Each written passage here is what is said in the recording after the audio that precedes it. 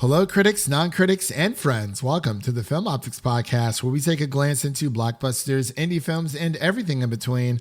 I'm your host, Christian, and as always, I'm joined by my partner in film, Devin. And today we're going to be sharing our spoiler-free thoughts, opinions, questions, comments, and concerns of Transformers 1.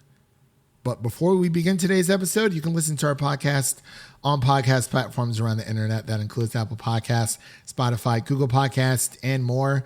And if you are a new or seasoned listener to our show, we would love to hear from you guys. Follow us on Instagram, Twitter, and Threads at FilmOptix. That is Optix with an X, or you can email us at filmoptix@gmail.com for any movie-related questions. And also, you can send us a text message by literally going through the episode notes. It's the very first link that you see there. It'll say, send us a text message, and that will notify us of one of our fans out there asking any kind of movie-related question you want. Or, you can ask for our blood type, our social security numbers, the whole nine, I don't even know my blood type, to be honest. O negative, son. It's very important to know. It should be on your driver's license, or I don't know if they give us that option anymore. I can't remember. Anyway, any hooser. Devin, what's going on? How's your week been? Happy Taco Tuesday. I think I'm going to have some spaghetti today, but not the taco kind. Spaghetti tacos. You can't beat the spaghetti tacos. I never actually tried it. I would like to. I've always wanted to, the whole iCarly thing, but it sounds delicious. Yeah, like you mentioned, there's just a lot to consume right now. A lot going on. We saw Transformers 1, which of course was a great time. And then after that, I actually did a double feature, and it was very strange. Did you see my old ASS? No, that was not an option, unfortunately. Oh. What I did see was The Front Room. The Front Room? Which is the A24 horror movie starring Brandy. Wait, is that the one where it's like the two girls go to like the cabin and... No, there's no cabin. Oh. It has the old lady in it. That's the mom that moves in with them. Oh, with Brandy, you said. Oh, yeah. Right. How was that? It was bad. Bad? Oh, yeah. Dang. It's like sucks. The whole thing was just like gross out horror. Like torture nothing. Porn kind of thing. Not even that. Just like vomit and ugh. Like literal, that's just fluids. Like that's all it was. There was no jump scares. There was no scary images. It was just, this old lady is disgusting. Yeah. Ugh, that's ugh. Well, I'm glad at least one of your experiences this weekend, or this past weekend was a pleasant one. But yeah, I've never thought about doing a double feature. I should probably start doing that. It's kind of fun. You just kind of hope the times line up. You find a second movie to watch, and hopefully it works out, and you just pop a squat. Yeah, it's like killing two birds with one stone. You're there for what? Like, I'm assuming you go like on Saturdays, like, after hitting the gym. Yeah, speaking of Saturdays, this Transformers screening was at 10:30 a.m. That was just very rare. I don't know if I've ever been to one that early. I've never been to one that early either. A movie in general for me. I know you're a morning movie guy. Oh, dude. I mean, of course. I keep telling people, watching movies in the morning, it's fantastic. You get to experience an entirely different world, and your day hasn't even started yet. Like, you don't have to worry about your entire day circling around seeing like the new Batman or like the next new big whatever movie, or just a movie in general that you want to see with your friends. You can just pop in, wake up, like, I'm not saying you have to wake up super early, but like, I mean, I'll go to the movie theater at like 10:15, and I'm out by like noon, and I have the rest of the day to myself. It's fantastic. I absolutely love it. So just think about that next time. I just don't know if I want morning popcorn. Well, you don't have to get morning popcorn. Like, all you got to do, eat breakfast. But popcorn's important for a movie. Not for me. I can do without it, honestly. No. I mean, like, I like popcorn, but like, no. I'm good. I'm good. I can do kettle corn sometimes, and then I can do caramel corn. But when it comes to like theater butter, popcorn, or just in the morning, it's just, just eat breakfast before you go, or I don't know, pick up a scone or something from a scone from not Target. Well, I guess I was going to say Starbucks, so I guess you can pick up a scone at Target that has a Starbucks, but it's a pretty awesome experience. But regardless, even for like an early screening for a movie, 10 o'clock, I think it makes sense for this movie because it is quote unquote geared towards kids. So it's like, hey, let's get this done early and over with. But your screening was earlier than mine. Mine was at like 11. Yeah, I think there was a couple of like classes that had like free tickets to it for their kids. That was pretty cool. Yeah, I do like that for sure. I'm just glad they weren't in my theater. They were pretty loud before the movie started, but then once it started going, I think they were into it. Yeah, they had to segregate us in a good way, of course. But when it comes to watching the movie, like, I mean, you've been in a theater with a bunch of kids. Like, I'm sure there's been a few birthday parties where your sister's like, hey, let's go to the movies. Or like she's had her birthday party at the movies, which doesn't happen a lot. I don't know if I've ever been to a movie birthday party. Really? My sister had one for, they screened SpongeBob SquarePants, the movie. The first one. The good one. The OG. It was, dude, like that's such like an early 2000s, like 90s thing. Like, yo, we're going to have a birthday party either at like Chuck E. Cheese or Fun and Stuff if you're from the specific Northeast Ohio. I don't know if it's a chain restaurant or a chain anywhere, but yeah, that is amazing. But yeah, I'm glad that we're kind of, doing things out of order here today, but I'm glad that at least your theater experience for Transformers 1 has been phenomenal. Have you finished God of War yet? I have not. I still have to hammer down. I know the new one's coming out in a couple days here, but I got to take my time with it, I feel like. Yeah, see, I mean, I've already played both, so it's like I just picked them both up because it's like if I don't get it through Green Man Gaming now, I could probably wait, but Ragnarok is so freaking good that it's like it just doesn't even matter. And I'm like, yeah, it is what it is. I'm just all over the place right now. But yeah, I think I'm going to start that Plucky Squire game. I picked it up today. Yeah, I've heard good things. Yeah, I've heard good things too. So I'm going to try it out for like an hour. If I'm not feeling it, I'll just refund it, maybe get some Final Fantasy 15 on PC or something. But yeah, I gotta finish Jedi Survivor, because I did start that. So I think that's going to be the next game I finish up because they're making another one. Well, that they say final in the trilogy for EA as well. Yeah, like for EA altogether. That crazy to think about. But yeah, I really want to do a double feature. You're making me want to do a double feature. I want to see My Old Ass, and I want to see that Halle Berry movie. Just, because it'd be an interesting combo. Yeah, absolutely. And I still got to watch Dee Dee as well. There's just so much. There's so much to watch, like you said, like we mentioned.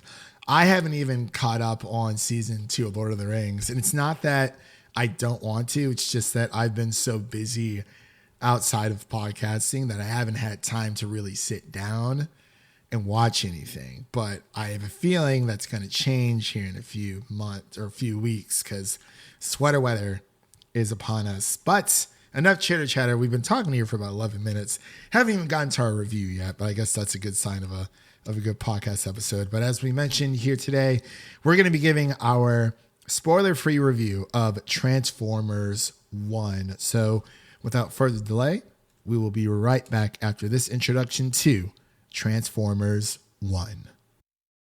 Guys, what is that? Is it getting bigger?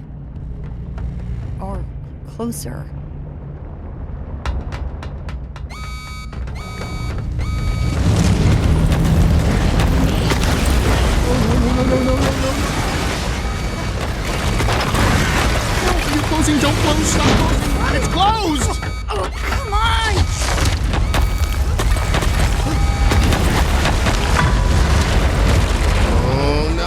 why no one comes to the surface?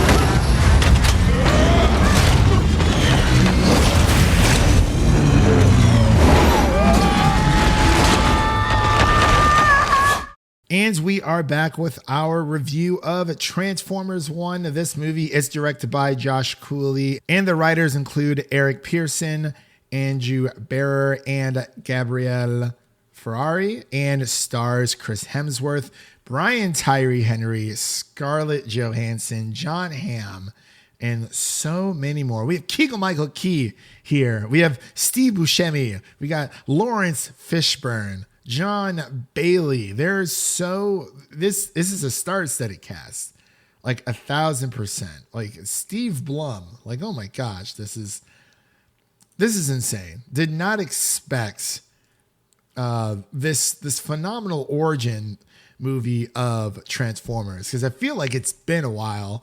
I think we haven't had a good Transformers movie since Bumblebee. I'll say it. Oh, you didn't like the last one? Yeah, the last one was Rise of the Beast, I think. Yeah. It was good. It was, it was a good Transformers movie. I remember us liking it. Yeah, I do remember us liking it. But this, Devin, they have hit the sauce. It's there. They are all lost in the sauce with this one. And the story is as follows for Transformers 1. This is the untold origin of Optimus Prime and Megatron, better known as sworn enemies, but once were friends bonded like brothers who changed the fate of Cybertron forever.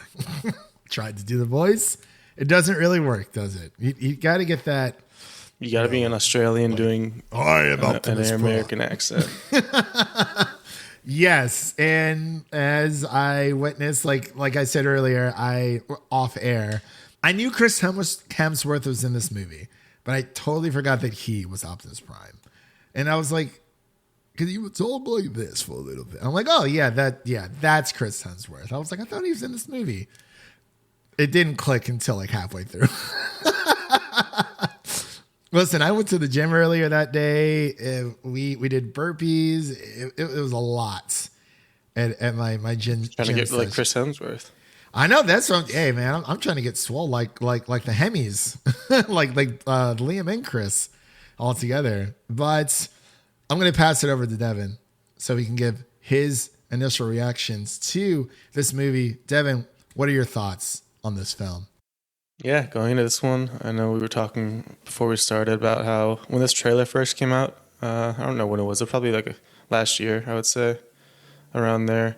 The trailer comes out and everyone was just kind of clowning on it because the visuals looked kind of off, like it didn't look very fluid, the animation. And then hearing Chris Hemsworth as Optimus Prime was just so jarring that people were just immediately like not wanting this movie.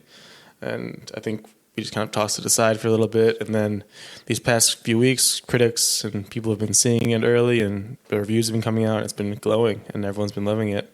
So definitely was looking forward to it. And I'm glad to say that it definitely did live up to that recent hype. And it feels like they might have like polished some of the animation from that first trailer because it does look really nice in this movie. I like how it has like a shine and like glint and polish, kind of sets it apart from other animated movies, and it looks a little bit different. It feels like it's very well made. As far as the story goes, as I was watching the movie, I didn't really know how to feel about a Transformers origin story. I was kind of getting like Solo vibes while I was watching. I was like, do we really need this? Is this necessary to have the origin of Optimus Prime and Megatron and the whole Transformers crew? But then when you get towards the end of the movie, they start to really nail the landing and stick the landing. I think it really works as far as an origin story, which is what kind of sets it apart from a Solo type of movie, which just ended up being pretty forgettable at the end of the day. It wasn't horrible, but I just think people weren't huge fans of it. But I do think this movie is going to have a pretty nice fan base because they set up just a lot of nice Transformers lore. I'm not sure how much of it is actually like accurate or what they were going for as far as source material. I'm not huge into Transformers, just mostly the ones that we grew up on. Obviously love all these characters, and it's just cool to see their upbringing and the fact that Optimus Prime and Megatron were actually good friends. I mean, I don't think I ever knew that before. If that is like based on anything, or they just made it up for this movie, I have no idea. But I think it was a really cool dynamic that they had setting that up, and I think those two voices, Chris Hemsworth and Brian Tyree Henry, had some great chemistry. I always love hearing Brian Tyree Henry's voice. He just always gets the job done. He does. He does. In any project that he's in, it's incredible. Yeah, there have been some comparisons to Spider-Verse I've seen as far as one specific scene in this movie towards the end. I'm not going to go that far as like a hype up type of scene. I'm sure you know what I'm talking about, but yeah, it was really well done. But yeah, that was a bit too much. But the ending definitely nailed it for me. I think that's what kind of brings it all together. Where you're like, okay, this was definitely worth telling this story, because for a second there I wasn't completely sold, but then they got me. I could not agree more. You know, when we first saw this movie, like you said, Devin, I mean, I will be the first to admit it. I kind of dismissed it. Like, I just wasn't for it as much because, like you said, we're not like the biggest Transformers fans. Like our history of Transformers is, you know, Megan Fox and Shia LaBeouf and Michael Bay. We didn't really have like the 80s or 90s nostalgia. No, we didn't, because it's like we were 90s babies, but we grew up in the 2000s, hence, like, you know, being like millennials. So it's kind of like things like this, or like the original TMNT show that was more than likely like airing when we were like legit infants. It kind of just went over our heads, you know. But like I said, I would be the first person to say that I did dismiss this movie. Like, from the second that I saw that trailer, I was like, oh, this is nothing. Like, what is this? It wasn't even like the cast itself. I was just like, when I first saw the first trailer, I was like, this just looks so uninteresting. Like, do we need another Origins movie like Solo, a Star Wars story? Or, gosh, there's just so many. I mean, you know, the Fantastic Beasts movies. There's so many origins. X-Men Origins Wolverine. You know, there's just so many origins of, you know. we need to know how. Like, heck, you can even go as far as Wish. That movie Wish was like a pseudo like origin story for, like, I guess like the fairy godmother almost. But yeah, there's just so many origin stories where it's like we don't need, you know, a lot of these. And obviously, you know, they're there to make money, and we know that that's the obvious factor. But Devin, this movie like just proves me wrong. Like, you know, it starts out pretty good, and then it just gets more intense and more serious, and you're just like, you honestly, you forget that you're watching a Transformers movie, like a movie that is geared towards children, but this has like the TMNT Mutant Mayhem spin, or the effects of Spider-Verse, where this movie is proving, or has proved, at least to me, and I'm sure to you and others, that animation is such a powerful tool of storytelling. Like, it's such a powerful vehicle of storytelling, because like, you can never do this in live action. No, I was just about to say that. Like, yeah, you can never do this in live action. And if they did in live action, you would have to have human characters. Yeah.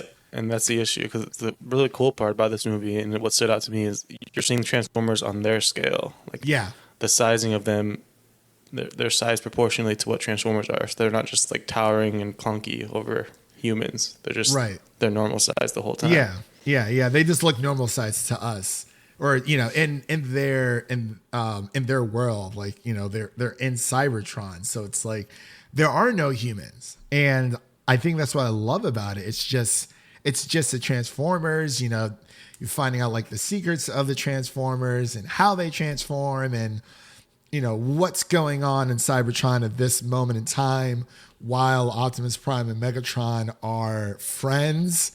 And, you know, you have your fan favorites there, of course. And like I can't speak too much on like the lore because I don't know if this is canon or not, but I will say this is the best Transformers movie I've seen in a very long time, probably since Bumblebee. And even then, it's like, you know, you have the Michael Bay films, then it got really weird after a while. Yeah, Mark Wahlberg came in, and I just stopped watching at that point. Yeah, it's like, you know, the unfortunate events, you know, as Shia LaBeouf got older, all that unfortunate stuff happened. But it's like those first 2, maybe 3 Transformers movies, and you get the Linkin Park in there, like what I've done. But yeah, this movie, it blew me out of the water, man. Like, obviously, great cast. A lot of these actors and actresses have worked together, but I think this is the first time that I've seen Chris Hemsworth play Orion Pax, who, of course, voices Optimus Prime. Yeah, they had to make a nice OP so you can OP. still recognize that it's Optimus, hopefully. And then for D16, someone was in our theater. They're like, "Oh my God, that's Megatron!" Yeah, I was sitting there kind of curious about how kids would kind of, because it is confusing at first trying to figure out who's who, because obviously they have their original names, they haven't been given their big nicknames yet, so it can get a little confusing. Outside of like Starscream, like Steve Buscemi, fantastic. That voice is just so good. It's instantly recognizable, and yeah, it just shows that you're able to again, yeah, this is a star-studded cast, but the story here it really hit me. I was like, my gosh, like I didn't expect, you know, as we're going through each act, everything just starts to escalate. You know, it's emotional for a Transformers film. And then it just turns into like this kaiju robot. Like it's just robots fighting. And it's so freaking cool. Even though we're not big Transformers even though we're not big Transformers fans ourselves, like there are secrets here to be unraveled, especially with John Hamm's character, Sentinel Prime. And it's very heartfelt because it is a origin between that mainly focuses on D16, who's Megatron, and then Orion Pax. And it's, you know, Optimus Prime. And it's a tragic tale, I think, of a friendship. You know, you have those friendships like growing up, and it's either something like big happens and it's just like, you know, from that day on, you just, you know, your bond is like forever broken. I don't want to go as far as saying like Naruto, but it kind of felt like it here. But, you know, it's just, you know, you kind of growing, like certain differences or beliefs start to come into play, and then that starts to like drive a wedge in between Orion Pax and D16, but it happens slowly. It doesn't just hit, you know what I mean? Where it's like, oh, okay, yeah, like this is it. Like it slowly gets there, and then there's the final nail in the coffin. Yeah, when you get the bit behind the curtains of Megatron before he was Megatron, and he's just kind of a normal guy, and he got screwed over, and he got mad. Yeah. And a lot of there's a great racing scene in this game. There's a great racing scene. It could be a game. Some of those Transformers games are a lot of fun. I know. Yeah. Hold on. Let me start the thing over because I need to. So there's a great racing scene in this movie, not game, movie. But like Devin mentioned earlier, it could definitely be a game if you really put your mind to it. I think they could make one. There were a lot of great Transformers games coming out. There definitely was. But man, it's, you know, I don't want to give away too much, but like Devin said, the animation is phenomenal. I feel like they did go back and polish it up. No pun intended, because a lot of these Transformers are looking nice and shiny and buff in more ways than one. I love the shine. The shine, buffing up the shine. And it really, it just shows, I love how it kind of shows the way of the life of Cybertron. Again, I don't know if this is a canon like event, but it's pretty freaking awesome. And I think, what animation does so well is that, from Transformers, the TV shows, it's like, what better way to stay true to the franchise than just giving us an animated Transformers movie? And it shows that it's just like an unforgettable event, especially take your kids to this, please. It is anything and everything. Like, obviously we say, kids movies are for everyone, but I feel like this movie was made for Transformers fans. And this movie had some of the adults in my screening cheering at the end too. Like, it wasn't just the kids that were into it. I think sometimes we do underestimate how popular Transformers still is.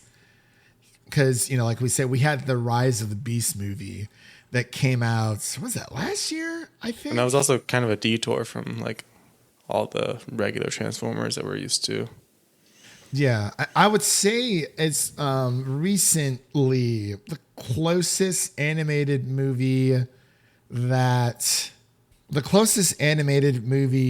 fits this category of people not expecting it to be as good as it is. Like, people are almost kind of like discounting it almost a bit, was Nimona.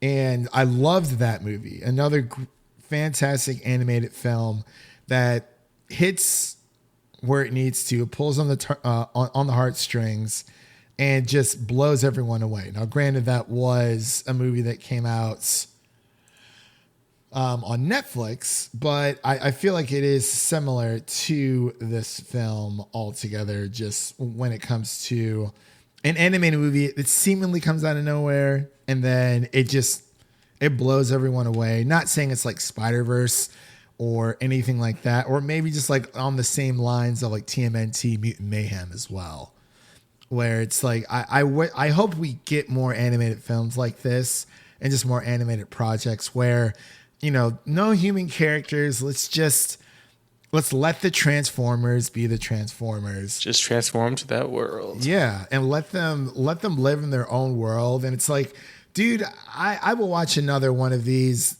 A human character does not need to show up. Yeah, I think they said they're already thinking about another one if this one does well. And I hope it does. And I think families are going to love it. I think Transformers fans are going to love it as well. But let's get into a quick bit of trivia here, unless you had anything else you wanted to add before I head into the trivia section. Yeah, I was actually looking at the trivia too because I wanted an answer for a question that I had, and it happened to be there. Oh. So did you know that this movie and The Wild Robots, another animated movie about a robot, obviously, they actually traded release dates? I did not know that. It's interesting. We'll be covering both. So yeah. We're covering both, which is great. The Wild Robot comes out later in September. I think it's the 20th. Next weekend. 26th, 27th, 20th, something. 25th, 26th. It's there. Next week. Today is September 17th. Which is, it's pretty awesome. But it's, I wanted to bring this up with Chris Hemsworth. He actually joined the project after being impressed with the screenplay.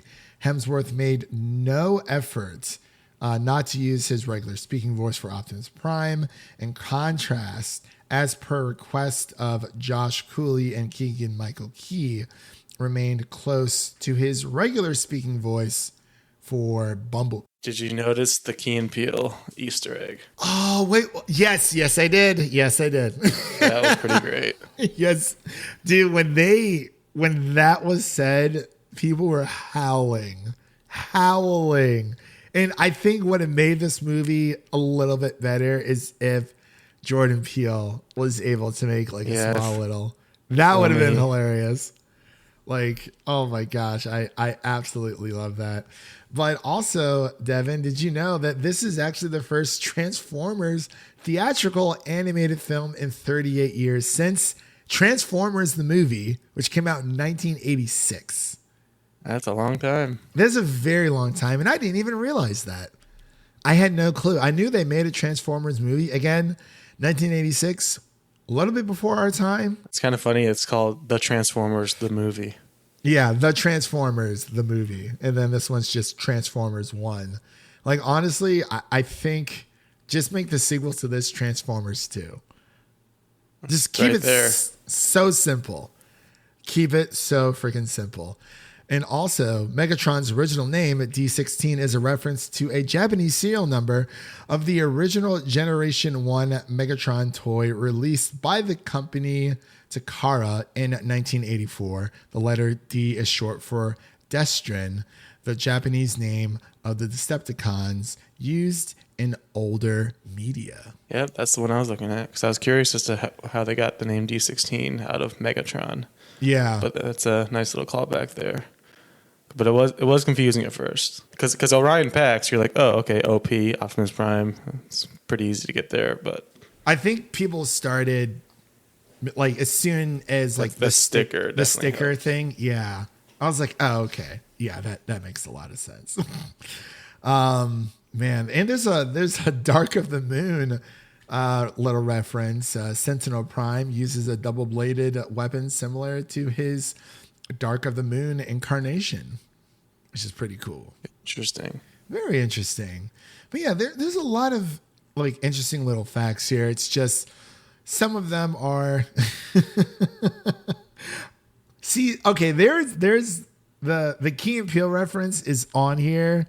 I think that's a spoiler, so we're not going to say what it is, but it's not in the spoiler section for IMDb. It's just in the standard trivia section all together. But also one more thing, since we were talking about Chris Hemsworth's voice before we get into our final thoughts and ratings, Chris Hemsworth actually worked with Peter Cullen to get the right voice for a younger Optimus Prime. And for those who don't know who Peter Cullen is, he is the Canadian-American voice actor who is widely known for voicing Optimus Prime and the Transformers franchise, as well as the Michael Bay film series. So I like that, the nice little passing of the torch, kind of like just helping him out because, you know, you got to get that voice down. I can't do it, but I've always joked, you know, everyone says, they're like, which celebrity or like who would you want to narrate your life after you pass? And everyone always says, of course, Morgan Freeman. But mine has always actually been Optimus Prime. It's a great voice. It is a great voice. And I'm like, I love that. And it's like, I can listen to Optimus Prime do like an entire audiobook on something. It doesn't even matter. It could be a cooking book or just like, I don't know, Michelle Obama's book or Viola Davis's book or something. Just give me Optimus Prime's voice with that and we're all good to go. But let's get into our final thoughts and ratings here. Devin, what are your final thoughts and ratings for Transformers 1? Yeah, final thoughts, like I mentioned, it takes a little bit to get wrapped into this story. I feel like it takes a little bit of a convincing, at least from my end, that a story like this is necessary. But I think at the end of the day, it gets the job done, and the way it wraps things up in the end, it lands perfectly. And I think that just kind of elevates the movie as a whole. As far as the score goes, I'd probably give it like an 81 overall. I had to add that one in there. Yeah, I think there are some small issues here and there. Like not all the humor lands, of course, and there's some parts that are a bit confusing, especially for a child audience, I would say. But other than that, I just think, like I said, the ending is what kind of wraps it all up nicely. And honestly, you're giving it an 81. I'm like, I don't know if I give it a 91. I'll give it an 81 just to make it simple and easy. It is a really, really good movie. I think some of the jokes are more just kiddish. So it's like, you know, when you're taking your Litlins to see this movie, your Munchkins to see this movie, you know, there's just small little like humor things that they're just going to think it's the funniest thing in the world. And obviously for adults, it's like, yeah, we've seen this like a million times. So we're a little desensitized to it, but I would also give it an 81 out of 100. Make more movies like this, please. You know, don't like don't milk the cow too much, but I would definitely want to see another one of these. Like I said, going into this, I did not know that this was the first Transformers theatrical animated film in 38 years. That is a long, long time to bring this franchise back. But I think it's fantastic for kids, for families, for the biggest Transformers fans out there. I think it is a fun ride. And it's something I would rewatch with a friend if they really wanted to sit down and watch it all together, or it's just that movie that everyone can kind of just watch. And just because it's animated does not mean that it's like necessarily for kids, even though this is, I'd say, like 50-50 for kids, 50% for like Transformers fans, because it's been a while, like I said, since 1918. 38 years is a very, very long time, but it goes to show that animated films still have not the upper hand, but the ability to. They have the juice. They have the juice, and they're able to transcend a lot of these movies into realms that we never really thought that were possible, where everything just makes sense because it's a cartoon, and the polish and the sheen on this film, it makes it feel that much more real. It's literally just like ripping it out of like a comic book, or like just jumping into the new age of, from hand-drawn animation and into the CGI space. But give us Transformers 2 and 3. Honestly, give me like a nice little trilogy, move on to something else. Boom, we're all done. We're all done. And with all that said, that does conclude today's episode. Devin and I both gave this wonderful movie an 81 out of 100. So the Film Optics podcast score will be an 81 out of 100. And if you enjoyed what you heard, make sure to subscribe to our podcast on your preferred podcast platform of choice. And make sure to follow us on Instagram, Twitter, and Threads at Film Optics. That is Optics with an X. And don't forget to share an episode of our podcast with a fellow movie lover, whether it be your mother, your brother, or your significant other. Spread the love for the Film Optics podcast with a movie lover in need. And now let's take a sneak peek of what you can listen to on our podcast. You can actually listen to our Speak No Evil review, as well as our Beetlejuice review. And don't forget to check out our Alien Romulus review, since it is around that spooky season. Devin, we're halfway through September. This is crazy. We're halfway through September, and it's just flying by. It's going to start ramping up now. Yeah, it's going to start ramping up. We're going to be singing Mariah Carey before we know it.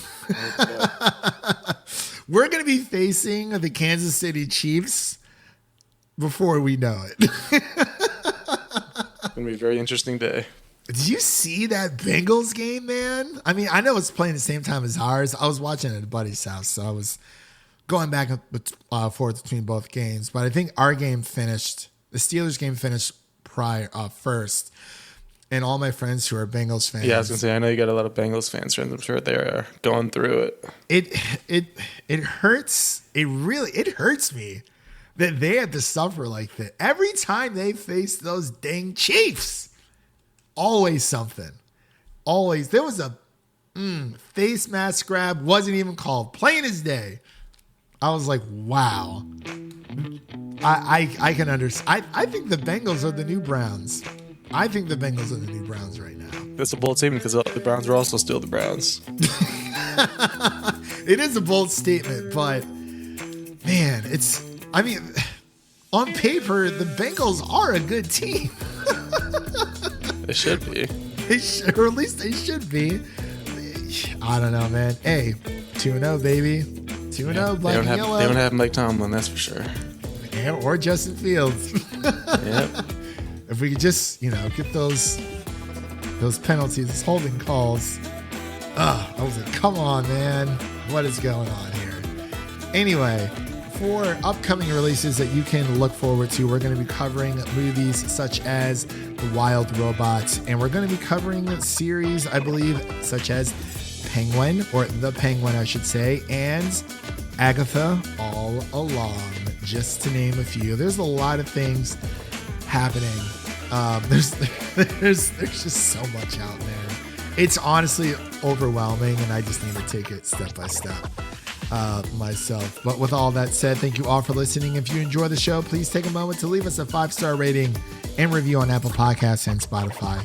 And stay connected with us by following us on Twitter, Instagram, and Threads, all the social media garbage for your latest updates. That was Devin, and I'm Christian, signing off.